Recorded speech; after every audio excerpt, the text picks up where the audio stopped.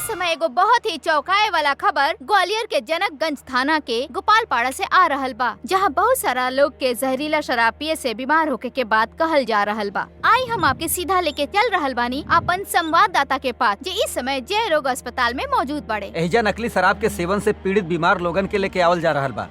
हम रउआ के बतावे के चाहत बानी कि लगभग 35 से 40 लोगन के नकली शराब पियला के बाद उनकर हालत नाजुक होत जा रहल बा। ई हादसा से प्रदेश सरकार के सब दावा झूठा साबित हो रहल बा।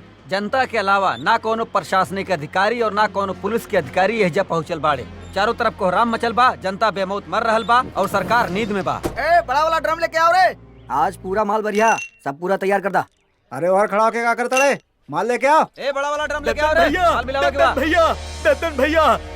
दत्तन भैया राउर बनावल शराब के पी के लोग मर रहल बाड़न और सारा टीवी चैनल में राउर शराब के ही चर्चा बा।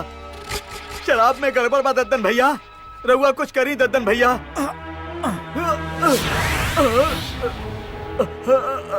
दद्दन के नशीला शराब पी के ना मरी, तका सरकार के लाइसेंसी शराब पी के मरी।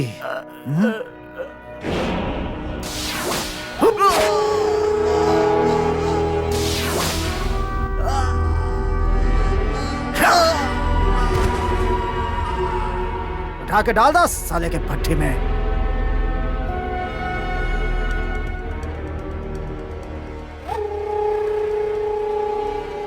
ए, जाओ अपन अपन काम करा।